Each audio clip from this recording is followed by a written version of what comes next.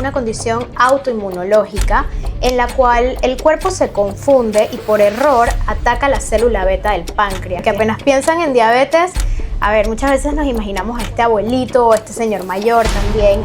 Bueno, en mi caso me diagnosticaron cuando yo tenía 3 años y yo dejé de usar Pampers muy niña, probablemente tenía como 1 año cuando ya no usaba Pampers y me levantaba en las noches. Tengo un tío que es doctor y él le dijo que vaya al hospital y que le hagan una prueba para determinar si tiene diabetes. Efectivamente, ahí salió, mi glicosilada estaba altísima, en la escuela también que las profesores siempre estaban muy alertas de si comía, si no comía, no me dejaban comprar en la cafetería. Entonces ahí como que ya algo me pareció extraño. Hay cosas que no siempre se dicen, pero necesitan ser escuchadas. Este espacio es para soltar, entender y sanar. Soy Dora, psicóloga y creadora de espacios profundamente humanos. Aquí hablamos de salud mental sin rodeos, con humanidad, sin etiquetas y sin juicios. Y sobre todo con propósito, porque cuando nos atrevemos a mirar hacia adentro, todo empieza a cambiar. Bienvenidos a este viaje. Hola, estoy súper contenta. Hoy nos acompaña una súper invitada, Angie Álvarez, psicóloga, terapeuta, profesora universitaria y además es una empoderadora de personas que viven con diabetes tipo 1. Ahorita nos va a explicar un poquito de eso. Además es especialista en trastornos de la conducta alimentaria. Así que hoy vamos a aprender muchísimo. Bienvenida, Angie. Muchísimas gracias por la invitación. Estoy muy feliz de estar aquí y compartir con ustedes. Lo más lindo de todo lo que dije es que la información que ella nos va a traer no es información de escritorio. Ella tiene la teoría y tiene la práctica, porque además vive con la condición de diabetes tipo 1, que justo hablábamos antes de comenzar de que hay mucha ignorancia en el tema porque la gente escucha diabetes y de una vez creo que lo asocia con mala alimentación. Y quiero que nos expliques un poquito qué es la diabetes tipo 1.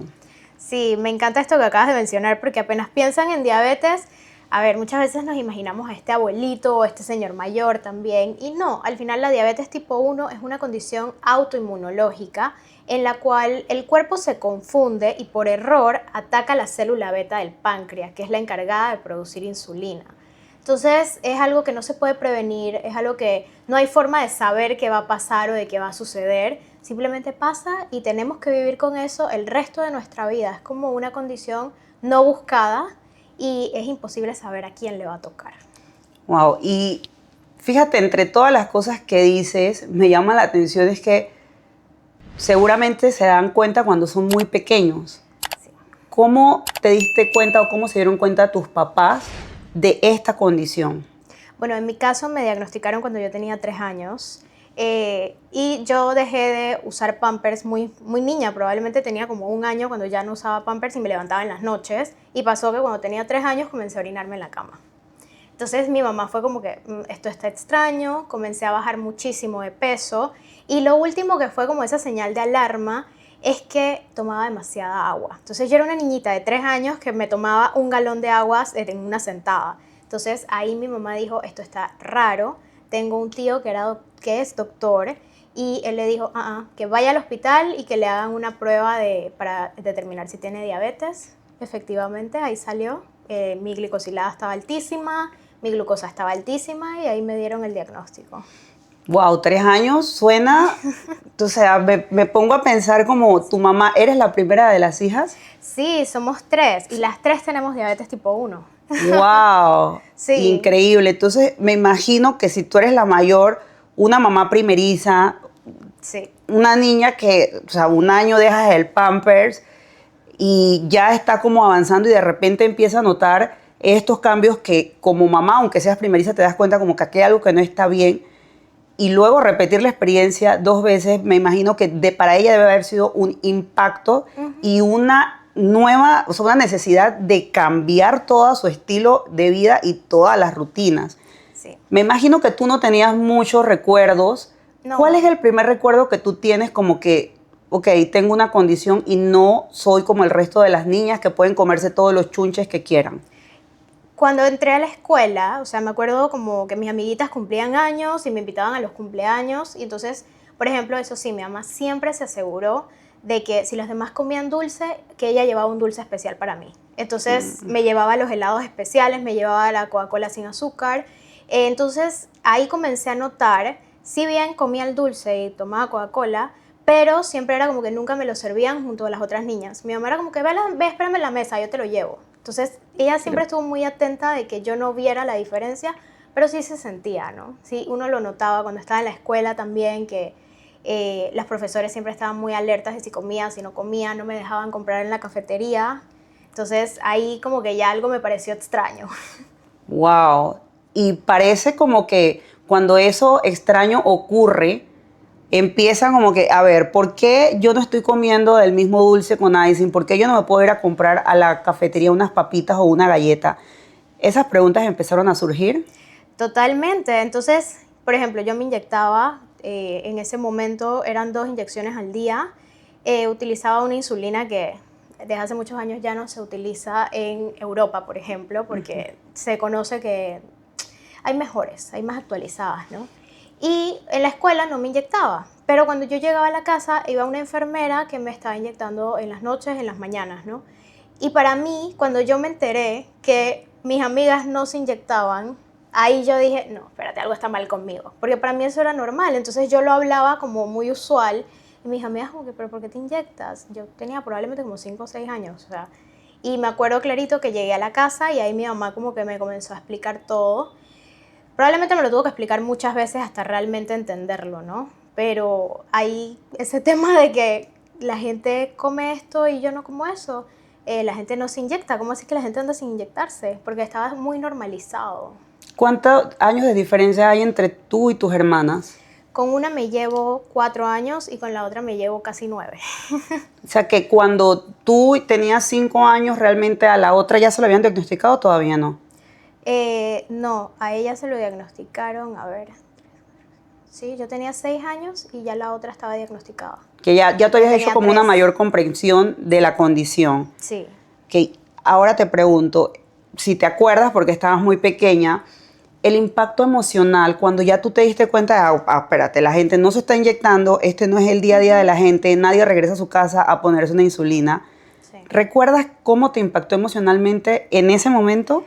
Recuerdo en la adolescencia. Okay. En la adolescencia sí fue como muy difícil entender eso también. Era como que no quería que la gente supiera que tenía diabetes, no quería comer diferente.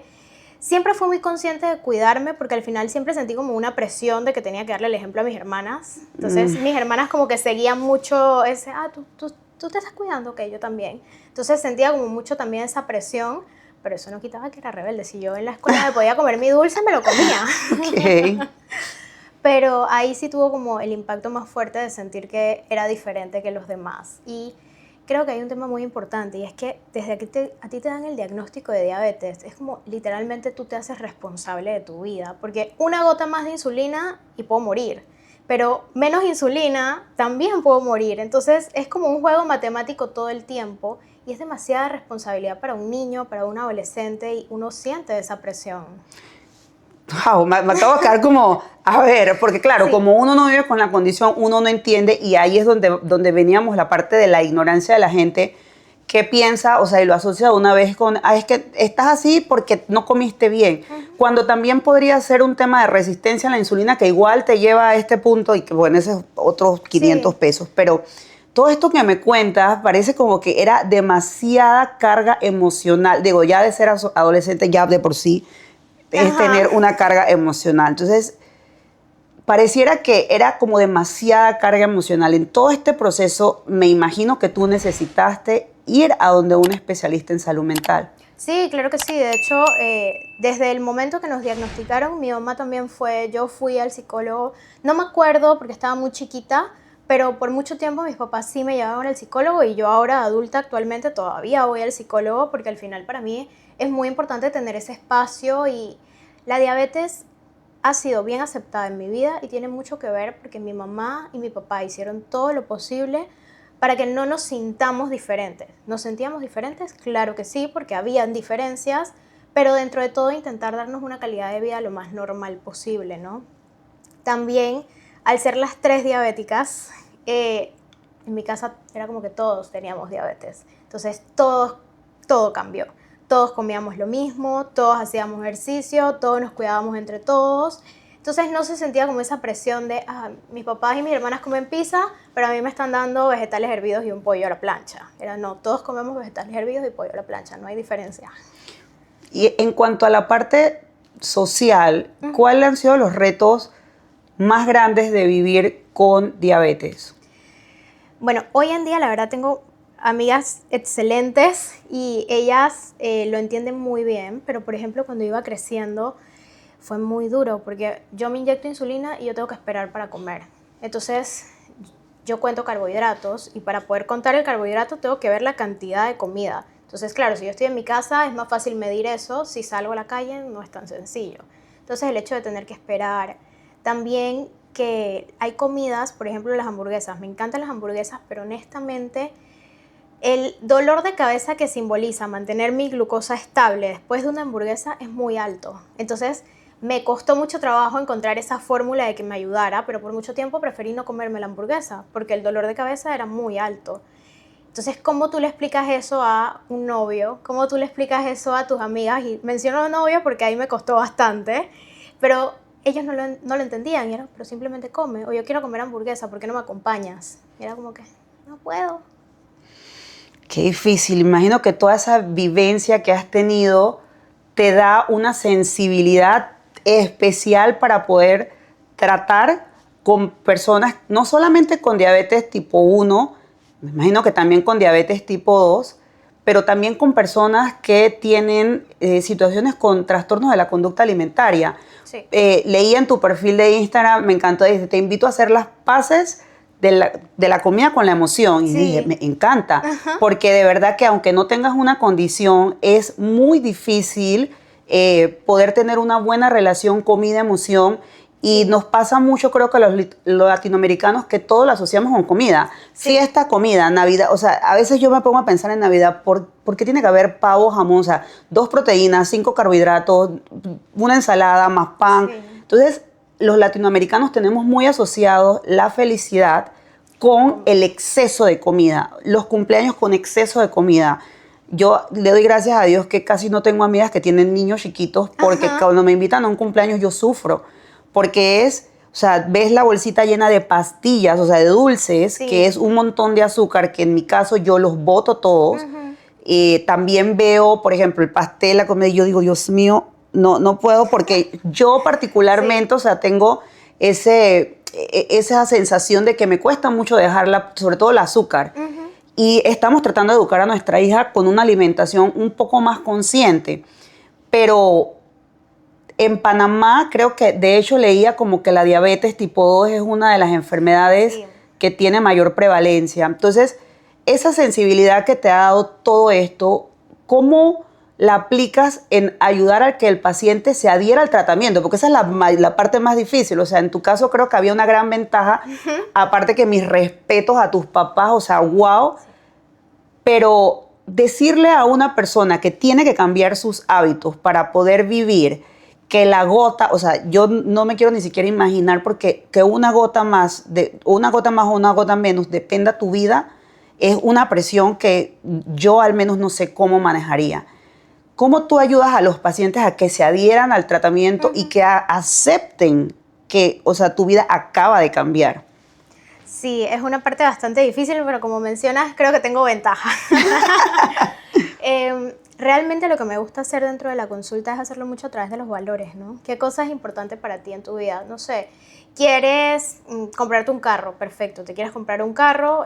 Para comprarte un carro necesitas ingreso, para tener ingreso necesitas trabajar, para trabajar tienes que estar bien de salud. Entonces, entramos por ahí, buscamos qué es importante para esa persona y vamos desglosando cuáles son las conductas que necesita implementar para poder alcanzar eso. Entonces, ahí comienzo como a sembrar esa semillita de es que sí, es verdad, no solamente me tengo que cuidar porque sí, tal vez ahorita no tengo ni una consecuencia de la diabetes, pero una diabetes mal manejada, vamos a decir, una diabetes en donde no se utiliza el conteo de carbohidratos y no se aplica la insulina, a largo plazo trae consecuencias.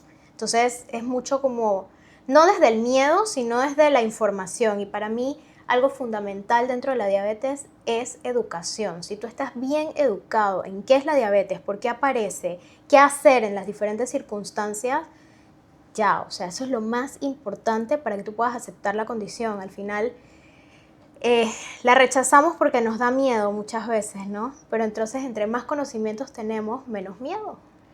Sí, súper interesante. Fíjate que recuerdo que mi mamá me dijo, ayer hablaba con mi mamá y le estaba contando, oye, voy a hacer un episodio así, y me decía, fíjate que cuando a mí me diagnosticaron diabetes, yo me deprimí.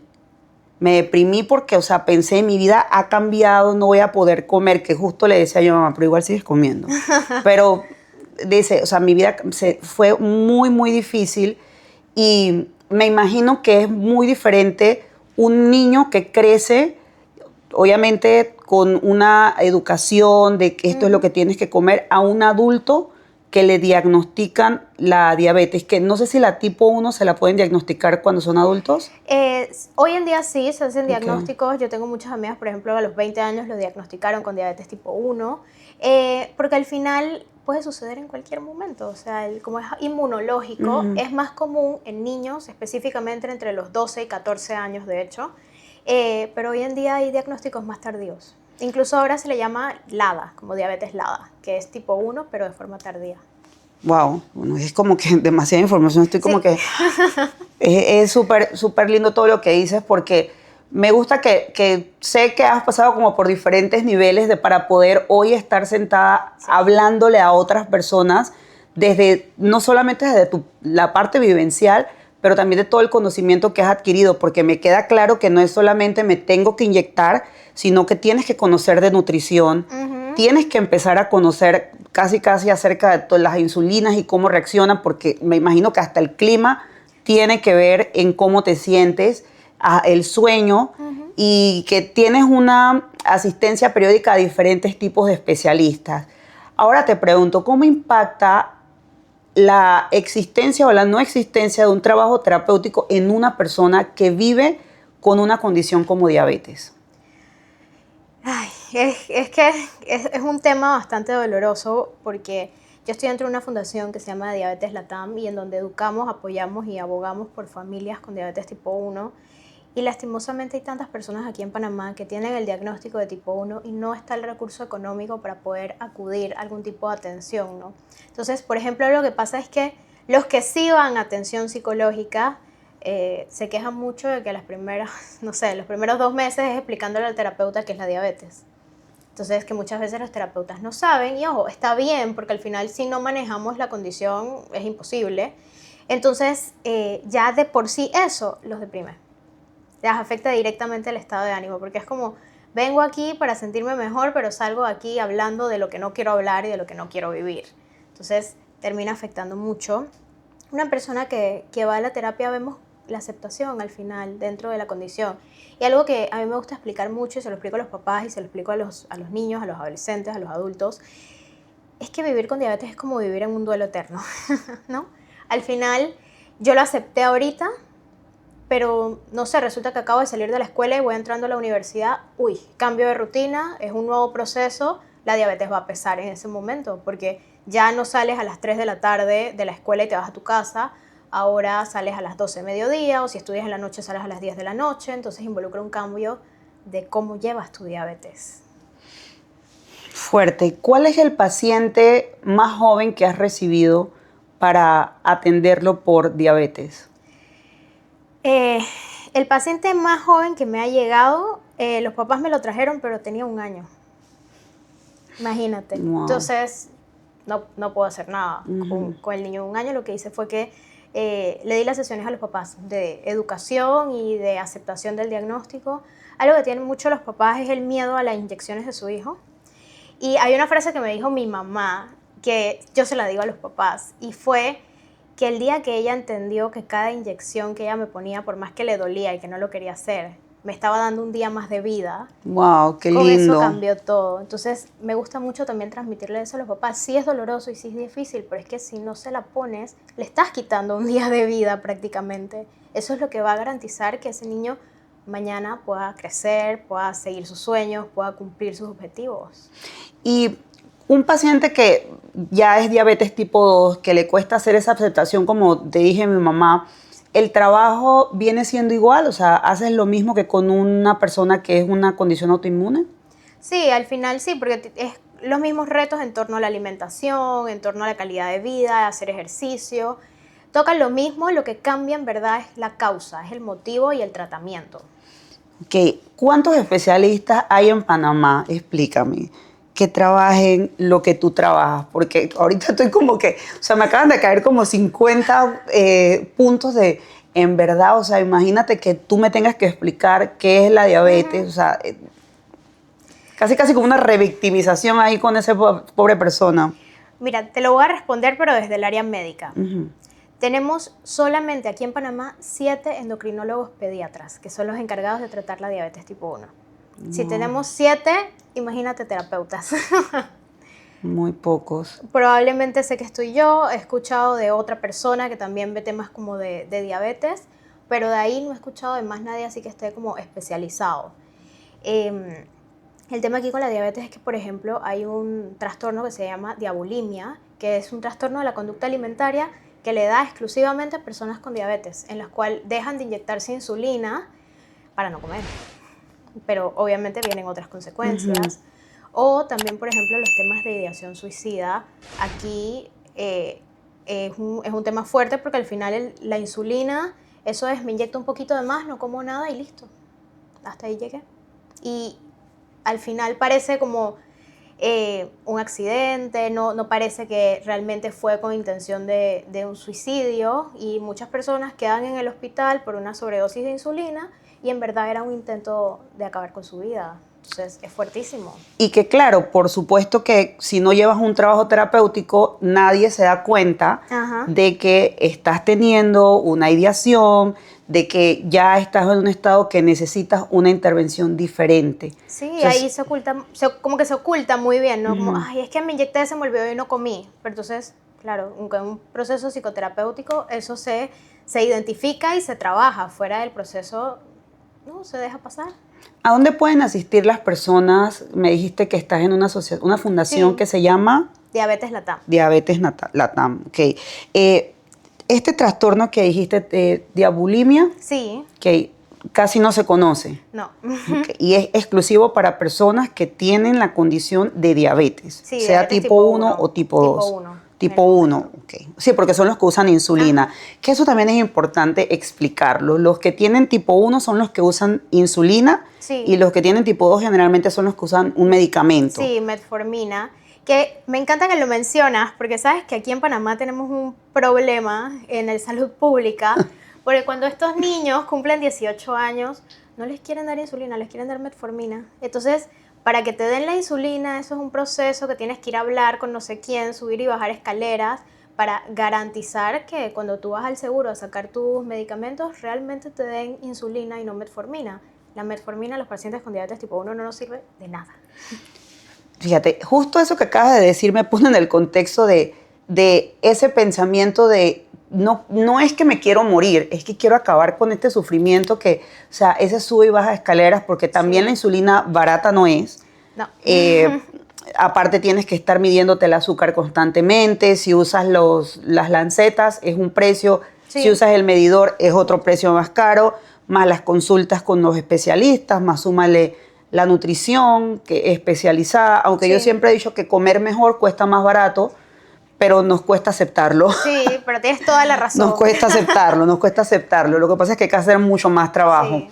Y más todo lo que tienes, o sea, todo lo que tienes que hacer estructuralmente en tus hábitos para poder tener una calidad de vida. Entonces, me pongo a pensar en estos pacientes que dicen, o sea, yo no tengo recursos, porque claro, si estás desde una posición privilegiada donde tienes un seguro privado y naciste dentro del seguro con la condición, porque si no estás fregado,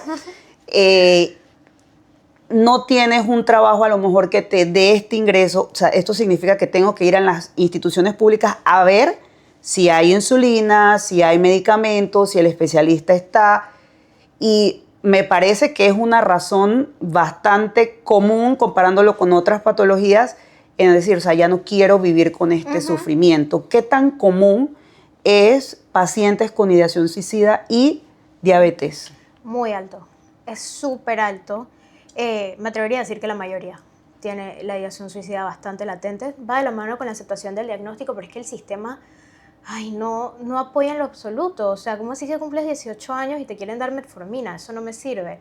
En estos días, mi hermana se sentó con la directora de la fundación y estaban haciendo un cálculo y manejar la diabetes de forma privada con lo más básico y mínimo son aproximadamente como $470 mensuales. Tomemos en cuenta que el salario mínimo son 555 menos deducciones. O sea, más de la mitad de un salario en mantenerte con vida. ¿Cómo vives? ¿Cómo pagas? La insulina en el sistema privado, por ejemplo, un vial te puede costar $90. Para el mes necesitas 2. Los sensores, hay unos que cuestan $90 que duran 14 días, hay otros que cuestan, una caja cuesta $400, que es lo que necesitas para el mes. Entonces, son precios exorbitantes.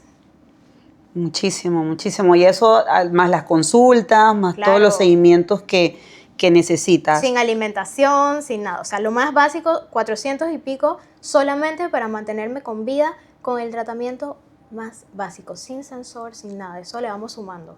Wow. Necesitamos hacer cambios, parece, en el sistema público. Sí. ¿Qué consejo nos puedes dar para las personas que reciben un diagnóstico? O sea, el papá, porque muchas veces creo que el que recibe el diagnóstico y no tiene el niño la comprensión es el papá. ¿Qué consejo le podemos dar en esa aceptación a un papá o a un adulto o a un adolescente que recibe un diagnóstico? Creo que lo principal es que tu vida no se acaba con el diagnóstico. O sea, sí, ahora, si lo quieres ver como un peso, si lo quieres ver como una carga, si lo quieres ver como un accesorio más, lo es.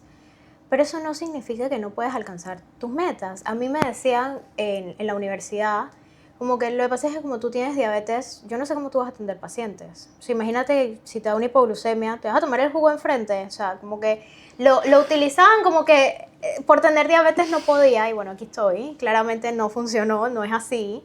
Entonces, tu vida no se paraliza con un diagnóstico. Tú puedes tener herramientas con educación y aprender a vivir con él y que no sea una carga. Y esta parte a veces la gente no me la cree. O sea, tú puedes vivir con una condición sin que sea una carga. Me encanta. Y suena mucho de hábitos y cambios y disciplina. Sí, a mí me encanta decirle a la gente, busca que te facilita la vida. Ejemplo, se me olvida la inyección en las noches. Claro, usualmente la inyección se guarda en la nevera. Cómprate un cooler con el hielo, ten la inyección al lado de tu cama. Hay unas neveritas chiquititas que conectas a la corriente, tenla al lado de tu cama. O sea, busquemos qué podemos hacer para facilitarnos la vida y que la condición no sea como esta carga extra. Angie, regresando a la parte de los trastornos que tienen que ver, los trastornos de la conducta alimentaria que tienen que ver con diabetes, ¿qué señales podría detectar un padre o un familiar en un paciente que diga, esto no está bien? Como señales de alerta. Yo siempre le digo a los papás que una de las principales es cuando comienzas a notar que tu hijo o hija tiene muchas excusas a la hora de comer. Ya comí en la escuela, estoy muy llena, me duele la cabeza, tengo mucha tarea, me quiero acostar a dormir. Cuando tú comienzas a notar que está intentando saltar espacios de comida, esa es una señal de alerta automática. Cuando notas que se hace como muchos chequeos, ¿no? Ay, el pantalón me queda bien, ¿será que la camisa está muy pegada? Cuando usan ropa muy abultada, intentando muchas veces como esconder las pérdidas o los cambios de peso. Y otra también súper fundamental es cuando comienza a dejar de lado alimentos que antes disfrutaba. No sé, le gustaba comer pizza y ahora no quiere saber nada de la pizza. Hay que tener cuidado. Dijiste lo de la ropa abultada y ahora con algunas modas que yo no sé, son como 20 tallas más grandes de la ropa. ¿Cómo podemos diferenciar? Porque también creo que como papá entras como en una etapa en la que te pones medio paranoico. Ajá. ¿Cómo diferencias esto es moda y esto es una señal de alerta? Ya no solo para papás con un hijo con una condición o una hija con diabetes, para todos los papás. Claro, yo siempre les digo también a los papás que una sola característica no significa un diagnóstico, ¿no? Entonces, ok, si tú ves que solo es la ropa abultada, sí, es verdad, hay una moda muy grande, los amigos probablemente se visten igual, entonces, perfecto. Pero si ya tú ves la ropa abultada, que se salta comidas, que ya no quiere comer su comida favorita, que está revisando las etiquetas nutricionales de las cosas cuando antes no le importaba, ahí ya yo te digo, hay que prestar atención. Buenísimo. Y bueno, ahora yéndonos un poquito a los trastornos de la conducta alimentaria en Panamá. Vamos a aterrizar en Panamá. ¿Qué es lo que se ve en Panamá? Porque si nos vamos a Estados Unidos, pues creo que la industria de Hollywood y eso lo tiene muy presente de que hay muchas modelos que son anoréxicas o bulímicas. Pero en Panamá, ¿qué es lo que más se ve? En Panamá lo que más se ve en verdad es una desregulación a la hora de comer. Lo que vemos es, me prohíbo ciertos alimentos, me los restrinjo, pero cuando los tengo enfrente no puedo no comerlos. Un atracón. Me lo acabo. Exacto, viene el atracón. Entonces, o ¿sabes qué? Agarro y no voy a comer en todo el día porque la noche tengo la fiesta de cumpleaños o tengo la boda y tengo que entrar en el vestido, entonces quiero verme así como súper plana, entonces ayuno todo el día y no como hasta la noche, pero claro, en la noche me acabo la mitad del buffet. Entonces, lo que más se ve aquí en Panamá específicamente es como esa alteración o esa desregulación de irse en los bandos. ¿Y es igual con hombres y mujeres y en todos los grupos de edad? Sí, ahora en mi caso sí, llegan más mujeres a la consulta, por ejemplo, por un trastorno de la conducta alimentaria que hombres. Sí he atendido un par, pero las mujeres como que van mucho más. Lo que he notado es que los hombres van más al nutricionista directo, no tanto como con psicología. Okay, entonces, tú cuando tienes un trastorno de la conducta alimentaria, trabajas psicólogo y qué otros profesionales se meten en la ecuación en ese trabajo interdisciplinario. Ok, apenas es trastorno de la conducta alimentaria, yo tengo una nutricionista que trabajamos juntas 100% de la mano. Esto se habla con el paciente, se les da su consentimiento donde ellos aprueban que la información va a ser compartida porque las dos tenemos que estar en la misma página y ella también está especializada en trastornos de la conducta alimentaria. Entonces todo lo manejamos juntas. Y de ahí ella también le manda a hacer exámenes médicos, entre otras cosas, y hay un médico general que se encarga como de la evaluación general de la persona. Pero básicamente nosotros tres, arriba y abajo, asegurándonos y cuidando la vida de ese paciente. Y de ahí, si se necesita alguna otra derivación, ya se le indica al paciente, ¿no? ¿Qué tan común en los pacientes con trastorno de la conducta alimentaria es la comorbilidad con otros trastornos? Súper alto. ¿Y cuáles son los trastornos más Uno de los más comunes es el trastorno límite de la personalidad. Usualmente cuando llegan con este tema de la conducta alimentaria comenzó a indagar y hay un diagnóstico base de TLP muchas veces o trauma también. El trauma es súper común que se vean estos síntomas de los trastornos de la conducta alimentaria y bueno, también van de la mano con ansiedad y depresión, ¿no? Ok.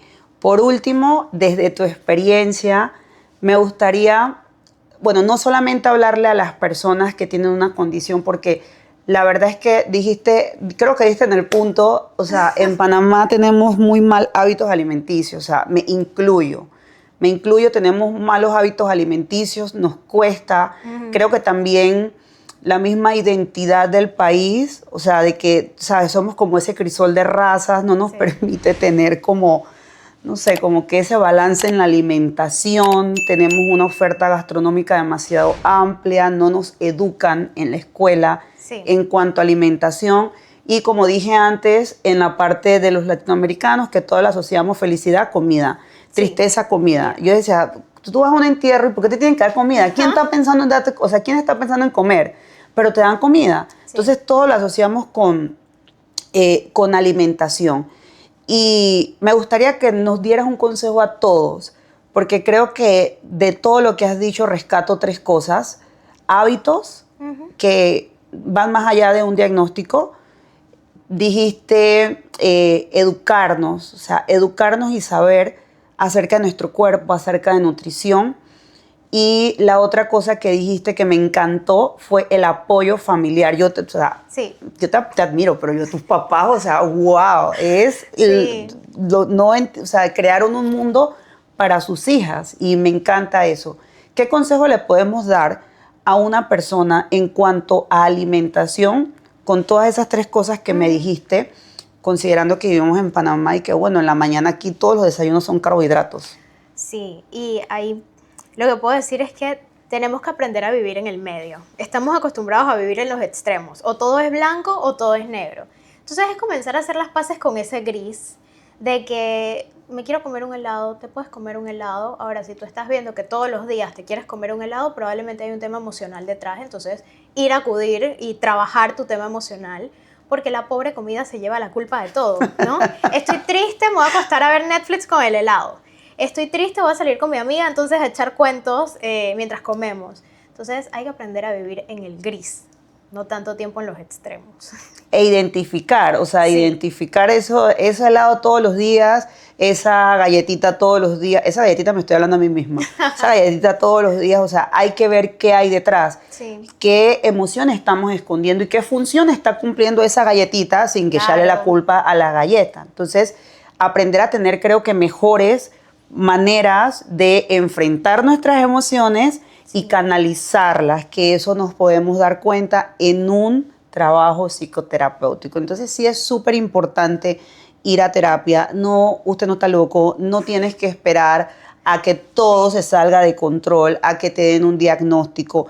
Pero también yo quiero invitar a la gente que sea cual sea el diagnóstico que te hayan dado, asistas a un terapeuta, porque probablemente los consejos que uno recibe en la casa es como, no te preocupes, todo va a estar bien, yo Sí. también voy a comer contigo, y después está comiéndose un helado la otra persona por allá y te hace sentir mal porque tú tienes que cambiar, o la gente te entiende dentro de sus limitaciones y te trata de ayudar, pero no siempre es la ayuda que necesitas. Entonces hay que ir con un profesional. Y a los papás que hoy, o sea, creo que de todos los episodios que hemos hecho, este es el episodio que más he aprendido, porque no me imaginaba realmente que un papá, o sea, todo lo que tiene que vivir un papá, no solamente en la parte emocional o en la parte de tener que inyectar a tu hijo o a tu hija, sino en la parte económica. O sea, esto es carísimo. Sí. Es carísimo, y que ojalá, bueno, puedan encontrar apoyo. Estoy segura que en Diabetes Latam ya tienen todo ello, no hay que inventar el agua caliente, vayan, asistan. He visto que tienen conversatorios, que Sí. tienen diferentes experiencias, y me gustaría que para cerrar nos hables un poco de lo que hacen en la fundación, que nos des los generales y nos dejes tus redes sociales para que las personas que tienen un trastorno de la conducta alimentaria, o sea, no todo el mundo ve esos trastornos, y es súper importante que sean atendidos por un especialista. Y que nos cuentes, así que toda tuya la cámara, para que nos cuentes y nos digan dónde Sí. están y qué podemos hacer Claro que si queremos ayudar, porque es una fundación y las fundaciones se sostienen de ayuda. Sí, bueno, la Fundación Diabetes Latam se encarga de abogar, apoyar y brindar educación a personas que viven con diabetes tipo 1.